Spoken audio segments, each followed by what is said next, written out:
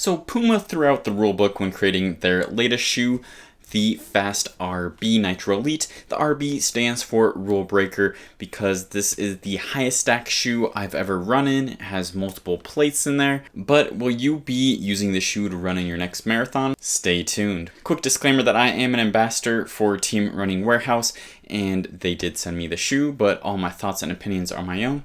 Anyways, let's get into the review. Let's go ahead and start with the upper. The upper uses an ultra weave material that provides a sock-like feel with its laceless design. That's right, there are no laces, just simple knitted upper. The midsole comes up around the heel to provide some structure there. So typically I am a size 12, but with the shoe being laceless, I went down half a size to an 11.5, and I'm glad I did. I still had enough room in the toe, especially the lengthwise, and then I had a nice lockdown in the midfoot, and then the heel is fairly unstructured back there, and I did have some heel slip, but fortunately it didn't cause any blisters or irritation or anything. It was just something that I could feel. Now let's talk about this crazy midsole. The midsole uses Nitro Elite foam with a carbon fiber plate closest to the foot, a decoupled heel, and a forefoot with 2 TPU plates sandwiching foam. An interesting thing to note is that each piece of foam feels different. The slab of Nitro Elite in the heel still has a nice bounce to it, but it feels a bit firmer than the forefoot foams. This is a good thing in my opinion because it helps with keeping the heel stable when landing back there. The foams in the forefoot feel a little softer than that, and the pods in the midfoot feel the softest. The 2 quarter-length TPU plates in the forefoot sandwich the foam pods, which makes it super easy to compress and bounce back. All these foams and plates almost make it look like the shoe is a negative heel-to-toe drop, but Puma says it's 58mm in the heel and 46 in the forefoot, which gives us a 12mm drop. So there's a ton of tech and foam packed into this shoe, but how does it actually feel when you're running in it? Well, it is super fun. It reminds me of running like in a bouncy castle or on a trampoline. The plates help compress all that foam, and when it explodes, sending you up and forward. So when running in the shoe, I often found myself thinking I was running slower and more controlled than I thought because I didn't feel like I was really pushing the pace or anything, but when I looked down at my watch, I was running quite a bit faster than I anticipated, and it helps with that shoe just doing a lot of the work for you. However, there is a caveat to that. I found that after about 8 miles, then I really started noticing the weight and my legs got heavy.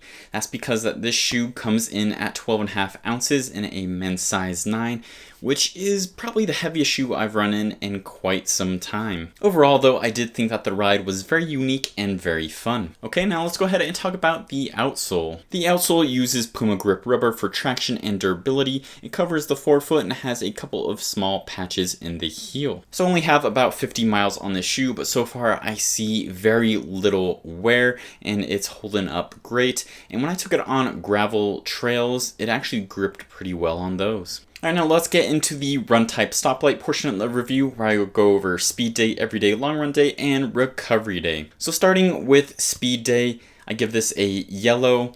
Well, yes, I think it's very fun, very bouncy. Like I mentioned, I was going fast without even meaning to. There is a limit to that. Like I said, my legs started feeling heavy and tired because the shoe just weighs so much.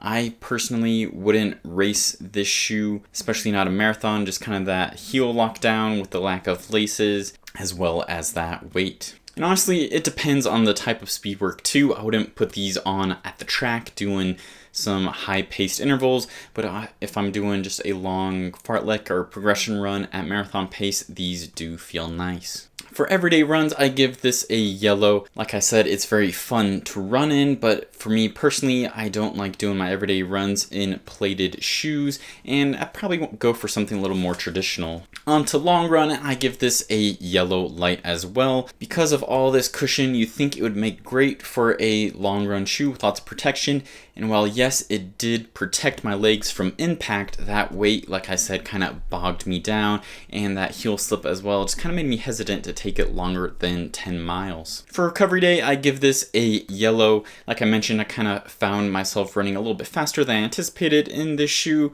but all that foam does help protect your legs.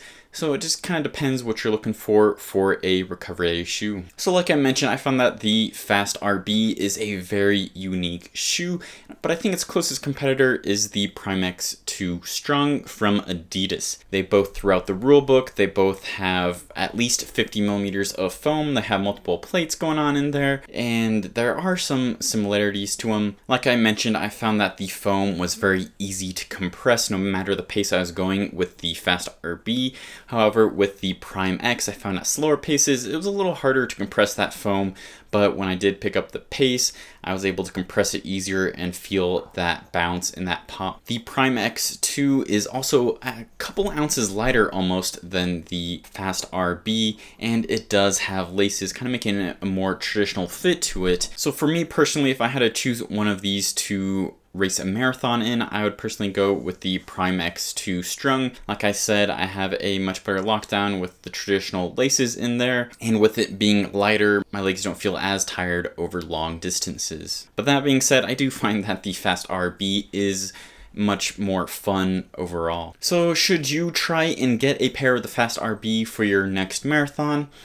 Well, I don't think so. For one, there were only about 1,000 pairs of these made, so it was a limited run, and if you're looking to get a pair, they're probably going to be from a reseller at a even higher price than the already crazy $350 that these sold for. I think that you can find much better options for cheaper, and you're probably just better going with the regular Fast R2. That being said, this was a super fun shoe, and I'm glad I got to try it out and put miles in it. And I do hope that companies keep playing around with these innovative concepts, and who knows, maybe we'll see some of these designs trickle down into the regular Fast R. So what are your thoughts on the Fast RB? Let me know in the comments down below, and if you're looking to pick up a pair of Puma shoes or a race day shoe for your next marathon, make sure you check out runningwarehouse.com. Thanks for watching, and as always, keep on running.